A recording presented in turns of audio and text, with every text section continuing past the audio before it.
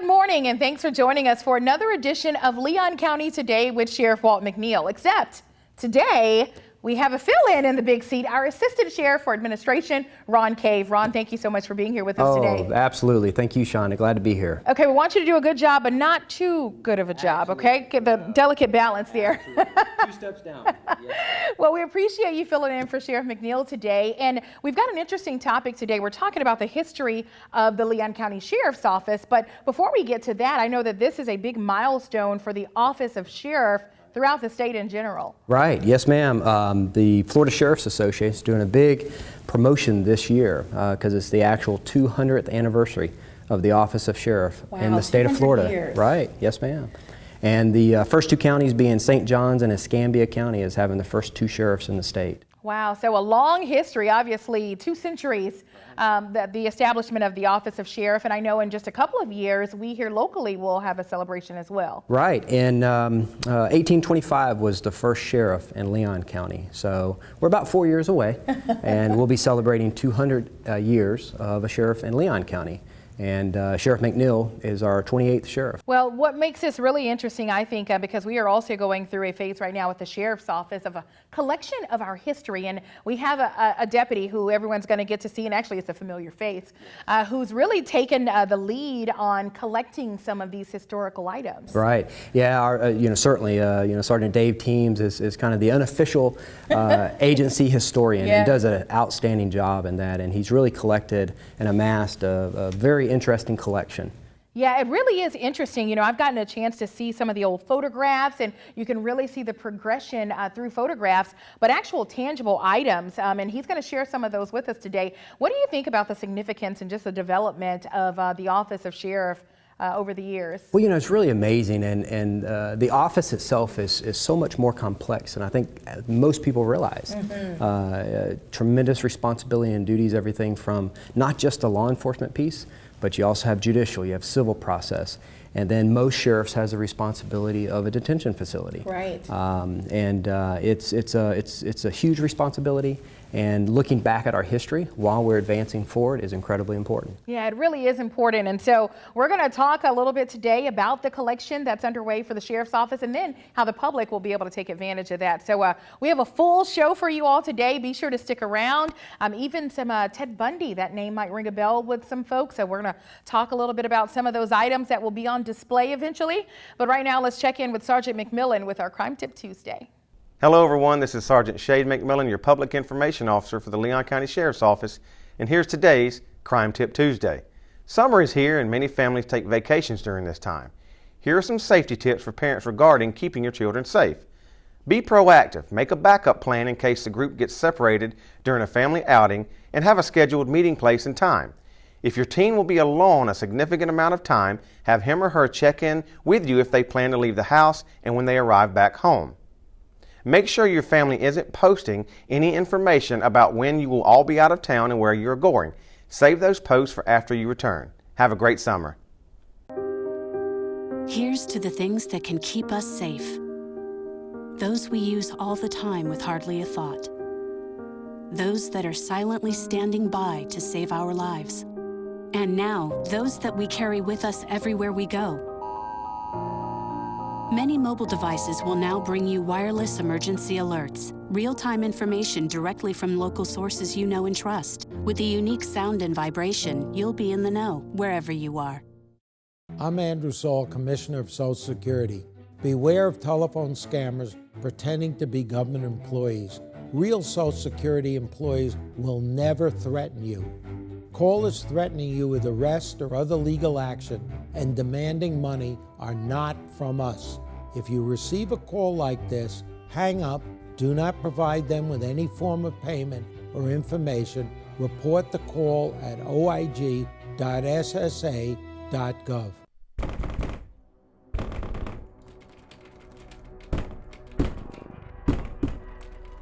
In times of stress, such as quarantine, what goes on behind closed doors can be terrifying, but you don't have to suffer in silence. Help is here. Love is not controlling. Love is not frightening. And love is not violent. Love is respect. If you need assistance or just want to talk, we are here. Contact the Domestic Abuse Hotline at 800-500-1119 to speak to someone in your area. For more information, visit thedvcc.org. Joining me now is Leon County Sheriff's Office Sergeant Dave Teams, who's been collecting historical information on items for LCSO. Dave, how did you get interested in this project?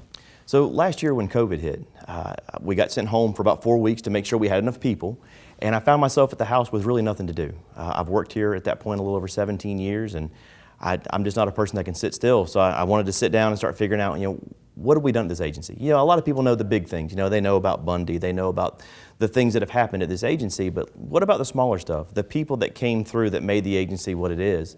And so it became a passion at that point once you start learning and figuring out where you came from, because I'm now a part of that history, and hopefully in the future people will be looking back and seeing what we've done. Sure. So tell us, how far back did you go in looking at information, and what items have you pulled together? So like you said earlier, in the 1820s we had our first sheriff. That sheriff was actually an assistant to the territorial marshal. And they were set through. We didn't become an office until 1845 when the state of Florida actually became an office. I've looked at stuff all the way back through. There's a great book, and I can never remember what it's called. It's History of Florida Sheriffs, 1820s to wherever. And there's some really good information in there. As for items that I've collected, you don't realize the little things that people have throughout their time. Right now our aviation unit is changing over their uniforms a little bit to a new sewn-on patch.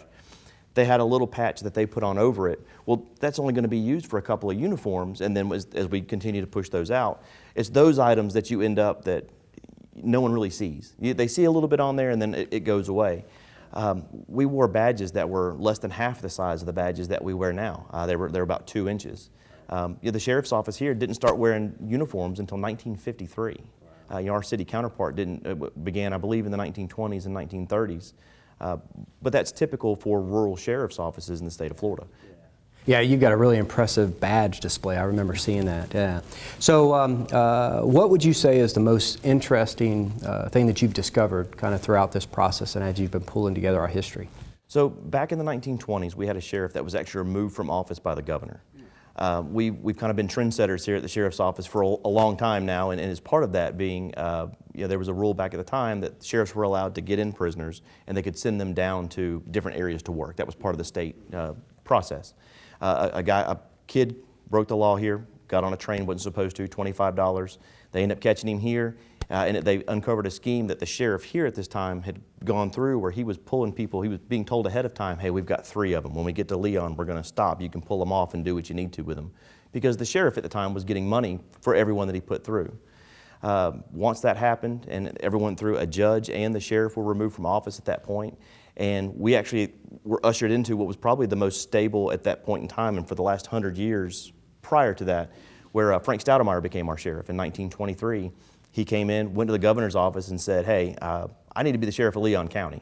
He had worked for a previous sheriff as a deputy, and for everyone that knows who Frank Stoudemire is, he worked here he was the sheriff for 30 years, retired, and then the city came to him and said, hey, we need a police chief now too. Would you mind helping us out? And so he was the police chief from 1953 until 1967, I believe it was. Wow, that's quite a history, quite a story for sure. So tell us, going back, what's the latest piece of history that you have for our agency? So for actual memorabilia, the interesting story, one of our deputies was working down where the old jail was, down on Gaines Street. He's sitting there working the detail, making sure traffic's in place. It was Deputy Matt Drake. Matt's sitting there and a guy walks up to him and says, hey, we think we found something belongs to you, and hands him a little metal badge. And we had it for about 2 or 3 years before we were able to actually age it. Based on the hallmark on the back of it, it's actually going to be from the mid-1800s. And at the time we didn't wear uniforms, but we had little badges that we wore on our lapels. And at the time we would have had probably 1 sheriff, 1 deputy, and a jailer, and that would have been it. Even all the way up until the 1960s, we basically took, or into the 1940s, we took calls from the jail. You would get a phone call from the jail, or someone would come to the jail and say, hey, we need your help, and then you would run out. Of course, the city was a lot smaller then, so the calls into the county weren't as far out. Well, we got about 30 seconds left in this segment, and what do you, real quick, is the most valuable item that you've seen that you've gotten to collect? Probably that same piece from the 1880s is probably the only one that's ever really that we're ever gonna find that exists is the fact they pulled it out of the ground.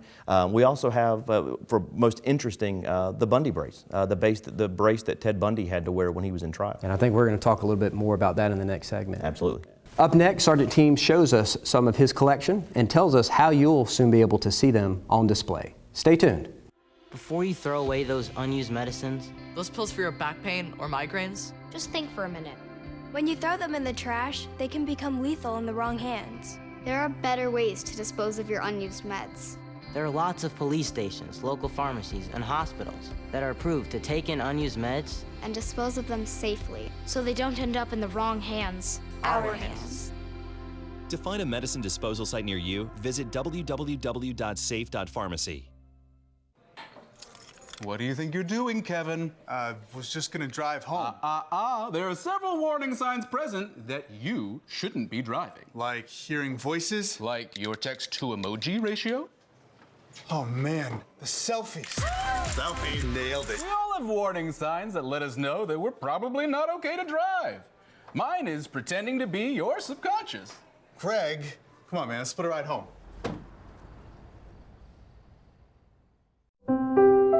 Every year, the Salvation Army serves nearly 30 million people in need.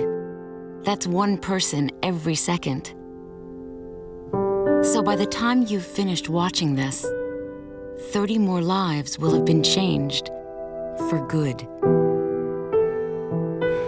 All thanks to your donations. Thank you. Give today. And we're back with Leon County Sheriff's Office Sergeant Dave Teams. Dave, you brought in some items from the Leon County Sheriff's Office historical collection. What do you have for us today? So a couple things, as you kind of go through and talk about the history and the things that we do now. Obviously the sticks that we carry now are collapsible, but if you look at these two, these are the ones, this probably would have been from the 1950s, 1960s. With the number that's on it, obviously was something that had to be checked out on a regular basis to make sure that people were keeping up with it. We didn't always get our own. It may have been that you came in, or these were ones I think that were also given out when there were unrest going on downtown that people had to carry. And we moved from this one to one that, and you said that when you first started, you actually carried one of these. More flexible. It's actually a hard piece of plastic. It's a monadnock. And then of course now, we carry a more collapsible baton that we keep on our vest or on our belt. That it's easier. It's more compact. We were joking earlier about, could you imagine carrying one of these things that's as long as your leg? That's kind of ridiculous to think about when you're walking along.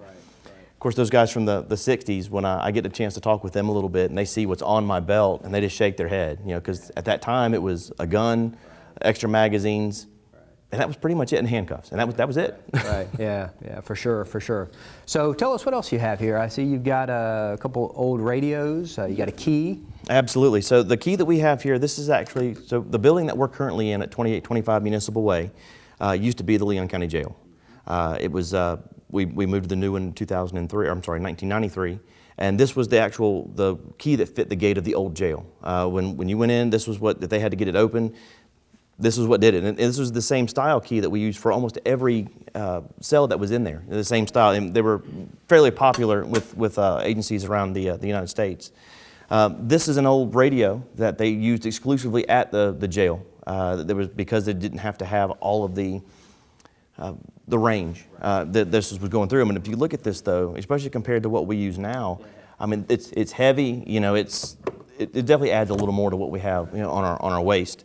As a former dispatcher, as you are, you're familiar with this. This is one of our wired dispatching modules, I think is what they were called. But the buttons on the front, you hit those and go through, but this is what's used, almost even a version of this is used today. Of course, we went from this style radio to everyone now, or prior to the ones we wear now, had these style radios. We used these for a good long while. When I first started here, we had these, and we moved to the ones we have now not too long after that. And about to move to a different style of radio now. With cellular and all sorts of fun stuff. I got we modernize everything. It's a good thing though, I think, with everything that's on there. This actually, as you go through, you can see it's very long.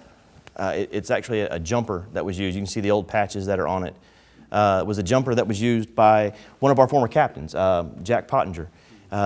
More than likely, because of the age on this, we moved away from this style patch that you see here in 1977 when Sheriff Katsars became the sheriff. So when we moved away from that, this was probably going to be given to him and more than likely was worn at the Ted Bundy scene. Captain Pottinger was our captain over CIB at the time and would have been on scene. Through the 80s and 90s, we actually gave these types of crime scene and these types of jumpers to all of our detectives who normally wore shirts and ties and they didn't want to get dirty. They had to crawl under a car or get going. And so this has actually it's full all the way down, long sleeves and the whole nine. Now you mentioned the Ted Bundy case, which was certainly one of the more notable cases and horrible incidences of history back in it. And I believe you got some other Ted Bundy related items here. Absolutely. So this is actually, talk about the ingenuity. And as I talk to the guys the guys and girls that actually worked the Bundy case, and one of the biggest things that they want to make sure as we talk about this stuff is that there's a lot of hard work that went into that. I mean, Bundy is the name that a lot of people recognize, or everyone recognizes, but this is ingenuity. This is an old polio brace that Bundy wasn't allowed to have anything on the outside of his clothing while he was at trial and making court appearances. They didn't want to give him make him look like he was guilty, basically. Right, I mean, give a perception of guilt, right. So you can see here that there's all sorts of things that have been added to this brace to be able to make it to where he could go and where he couldn't go. And you hit the button there and it actually folds up, but then once it snaps back into place, it's impossible for it to be able to run. Yeah, so it just gives an ability for the defendant, and in this instance, Ted Bundy, not to be able to run and escape. And by the time he came to Tallahassee and we arrested him, he had already escaped before, so. He had. And it's funny, we still use a version of this today. When we have high-risk prisoners, we still have a version that we use. Matter of fact, this one, until about 2 years ago when I was the PIO, was still in use. They had replaced all of the leather on it, and Art Golden was the one that ran the jail at the time, was able to get all this taken care of. Well, thank you so much, Sergeant Teams. Our Deputy on Duty segment is just ahead. Stay tuned. In the Army National Guard, family means everything. Our parents, they were really supportive that all 5 of us would join. I got my education because of the Guard. I got to travel a little bit and experience a whole different culture. It helped me get my job, it helped me pay for my house. Being part-time really helped because I could have some opportunities that were still in education. Serving part-time in the Army National Guard instills pride that you and your family will share. Visit NationalGuard.com to learn more about part-time service. Why? Why do we ignore the things that give us pause, that seem out of place, that don't feel right? The answer to why defines who we are. So if you see something, why do you say something? I see safe for my friends. For my community. For my family. For each other. Because all of this matters. We all have something worth protecting. So why do you see safe? Report suspicious activity to local authorities. If you see something, say something. Here's to the things that can keep us safe. Those we use all the time with hardly a thought. Those that are silently standing by to save our lives. And now, those that we carry with us everywhere we go. Many mobile devices will now bring you wireless emergency alerts, real-time information directly from local sources you know and trust. With the unique sound and vibration, you'll be in the know wherever you are.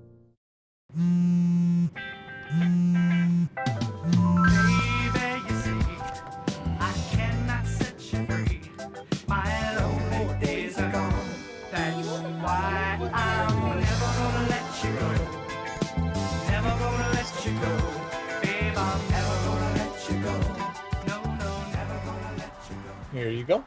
Thank you. Thank you.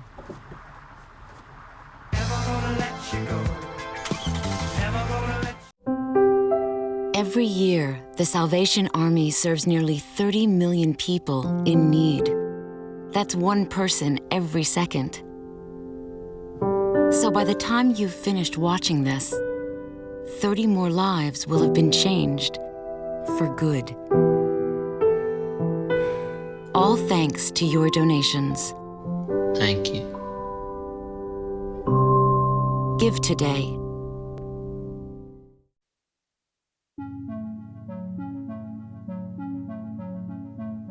I'm Jimmy Gibbon. I'm assigned to the Real-Time Crime Center of the Leon County Sheriff's Office. We assist all patrol units and investigatory units with real-time calls for service, any information that they need that's going to take a little bit longer or certainly more in depth than what a dispatch can assist them with, we triage those calls. Much like if you were going to an ER and you have a cut, what can we do right now to help you stop the bleed?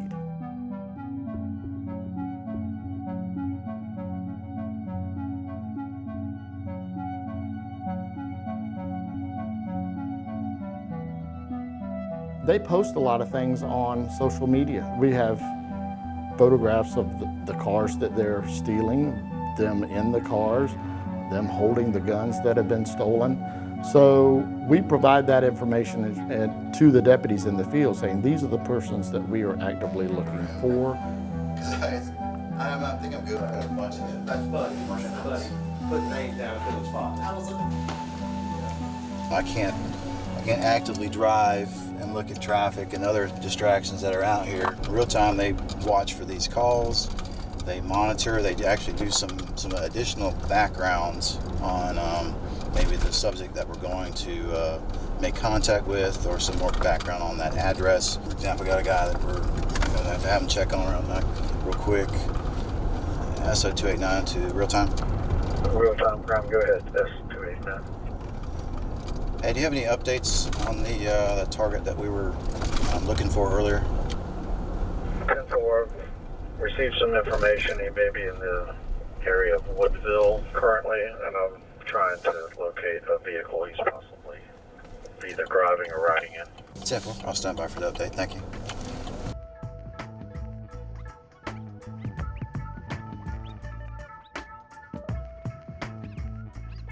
We can't secretly tap into all of the video systems in the world and watch and see what's going on. It's not like that. It's what you provide to us primarily and what is already a public camera system. So I just want to ensure everybody that no, we're not spying on you, and no, we're not. But everything that is provided, especially by Ring, is something that's already been published by the owner of the actual camera.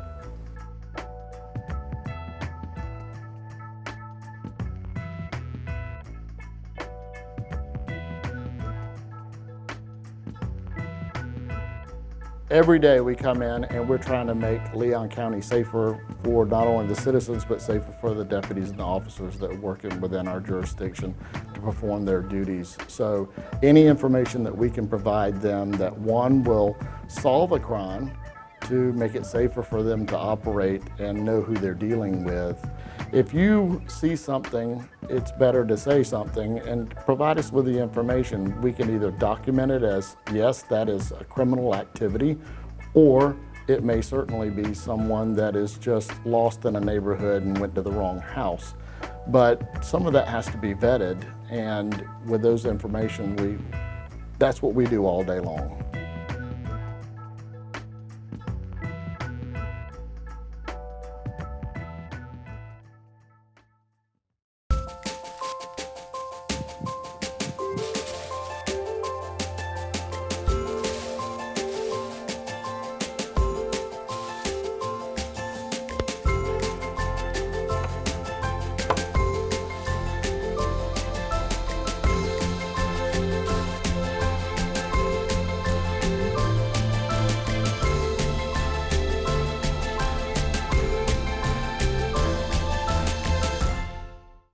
A birthday without her mom, an anniversary without her husband, her wedding day without her dad. These are the days when military families miss the ones they've lost most of all. Families never forget, and neither do we. We are TAPS, the Tragedy Assistance Program for Survivors, providing resources, support, and comfort to the families of our fallen military heroes, all at no cost to them.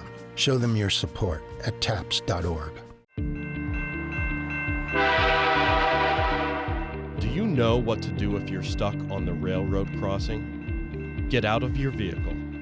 If a train is not approaching, find the blue and white emergency notification system sign on the traffic signs at the crossing. For help, call the number on the sign and give them the crossing number so they know your location and can alert train traffic. Remember, find the blue and white to save your life. In the wake of a natural disaster, it's easy to ask, what difference can one hammer make? At Toolbank, we ask, what difference can we make with a hammer? We lend hundreds of tools to help communities respond and recover after natural disasters. But these tools do more than just clean up. They help restore hope, build communities, and foster opportunities to pay it forward. At Toolbank, we believe in making a difference, one community at a time. Welcome back to Leon County Today with Sheriff Walt McNeil, and Assistant Sheriff Ron Cave has been sitting at the big table today and doing a fine job. Well, thank you. Hopefully not too good of a job. Sheriff McNeil is far better at this than I am. You both doing a wonderful job, and this has been such an interesting show today, hearing about the collection. Sergeant Teams has done such a great job, and I think you can tell this is something that's really a passion of his. Yes, we are so fortunate to have Sergeant Teams as our unofficial agency historian. He takes such interest in this. He's truly invested in this. Yes. And he'll go out on social media and post and say, if you've got anything about the history of the agency, please contact us. And so that's very helpful. Yeah, and so speaking of that, if there's anyone at home who says, oh, you know what, I have this little thing, or, oh, I know this information, who should they reach out to share those Absolutely. details? Feel free to reach out to our office, ask for Sergeant Dave Teams or myself, Ron Cave, Yes. and we'll be sure to make contact with you. Well, I guess the next question would be, with all this collection, what are we doing with all this stuff, right? And we have been, first of all, kudos to you. As the Assistant Sheriff Administration, you've kind of overseen all of the renovations we have underway at the Sheriff's Office, which this is going to play into. Yeah, well, we're excited. We've had an aging building that used to be the Leon County Jail that we're trying to do some modernization and renovations throughout. And we're close to having some of the upper level floors done, and as we do that, we're going to redo the lobby. And as part of redoing the lobby, we have an area that we're going to set aside as a museum, as an area that we can allow citizens and visitors to come in and see the historical parts of our agency, some of our legacies, some of the things that our men and women that's been dedicated to this county have done and have seen throughout the years. So we're excited about that. Yeah, knowing our history, it really is important to preserve history and to know those details. So we'll be sharing more information with the public as we get ready to launch the opening of the museum. But really interesting things that we're finding, and hopefully we'll learn even more throughout this process. Absolutely. All right. I'm sure we'll do a grand opening. Oh, you know we will. All right. Thank you, Assistant Sheriff Cave. And thank you all for tuning in for another edition of Leon County Today. We'll see you back here next week.